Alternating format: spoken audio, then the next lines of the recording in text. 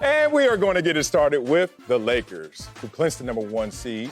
They look strong in the West for the first time in 10 years last night. Anthony Davis was aggressive all night against the Jazz, scoring 42 points. LeBron James had 22, and after clinching the 1 seed, said, quote, "I'll enjoy this one." They said I couldn't do it. Check out what happens when LeBron's teams have the #1 seed. The first 2 times his squad didn't go all the way, but the last 2 times, his team won the finals. So Acho convinced LeBron gets his 4th ring after clinching the #1 seed. Bro, I am convinced. And I'm convinced because what else do you need to do, LeBron, to convince me? What else does he need to do to convince you? It's crazy. It's crazy, Marcellus, because this what runs me hot. People talk about the LeBron and the Lakers like they're the 5th seed or like they're the 4th seed. Like, people talk about them without respect. And by people, I mean you. That's who I mean. Where I'm talking about people. Where you at? I look at the Lakers, bruh, since January 1st. Okay. 2nd best record in the NBA. Right now, 2nd best record in the NBA. Best record in the West.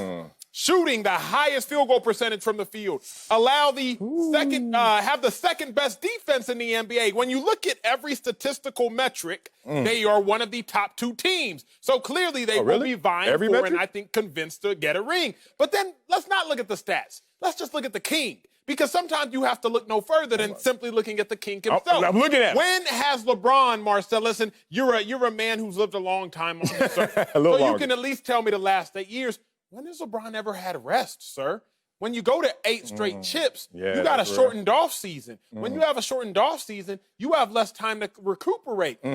So when has LeBron ever had rest? Never. This time is the first time since, 2012 lockout season when they only played 66 games, in which, by the way, he got a title. He did. This is the first time that LeBron has really had some rest. So I am convinced, and if you really take the bias out of it, sir, if you take the bias out of it, you go on me. You would be convinced as well.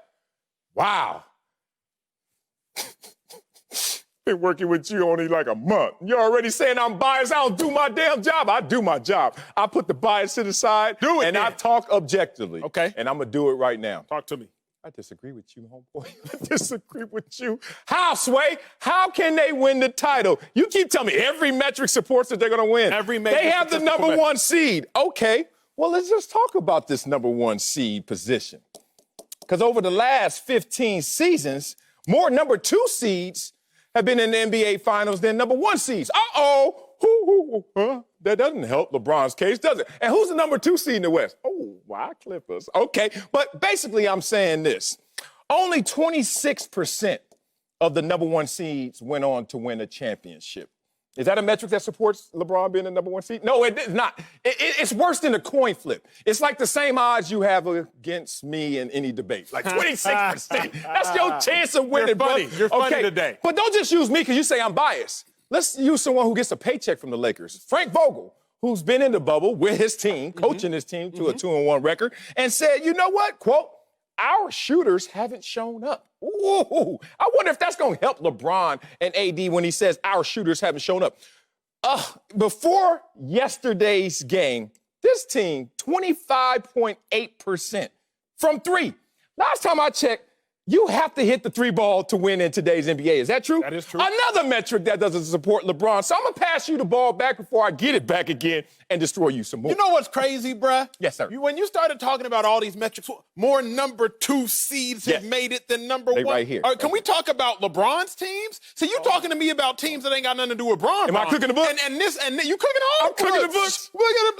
You're cooking all the books, bruh. But the problem is this debate, this conversation, this argument, this discussion is all about convince LeBron gets his 4th ring. So let's talk about LeBron, because when LeBron was the 1 seed in 15-16, he got that ring. When LeBron was the 1 seed in 12-13, he got that ring. Whenever LeBron has been seen to come into the playoffs healthy, when he comes in full force, he gets himself that chip. So I don't care, sir, about these other 2 seeds over the course of the last 15 years. Because, Marcellus, if you want to look at the course of the last 50 years, I'm sure you can find a statistical nugget that might support your fact. But don't let him do that to y'all at home, because you're not going to do that to me right here on this set. I look at LeBron, top 5 player left in the bubble. I look at AD, top 5 player left in the bubble. AD had his will. Whatever he wanted to do yesterday, he did. So, yeah, I am convinced, and I've been convinced.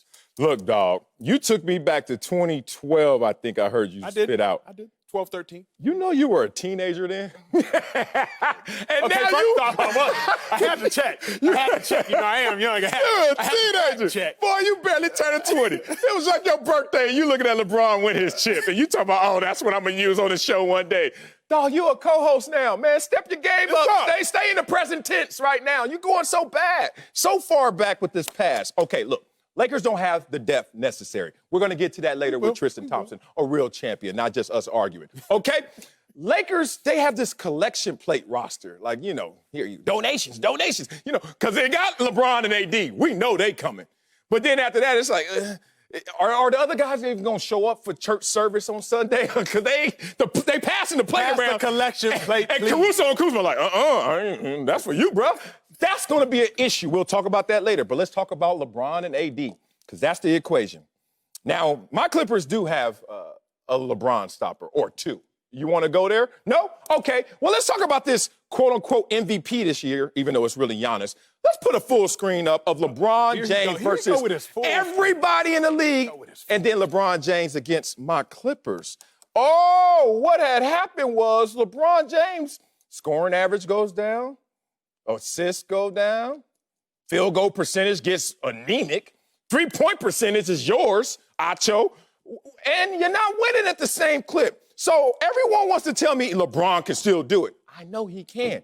He just can't do it against a team that has two LeBron stoppers. What's his record against the Clippers? It's 2-2. 500. Okay. 500. And we've had more guys missing those games against LeBron. No, I'm just reading. Marcellus, the excuses, man. Okay, one more, but it's not even going to be a full screen because it's not a full game that AD plays against the Clippers. You know what he has in the fourth quarters, 4 games, combined point total? Yeah, I think it's 8.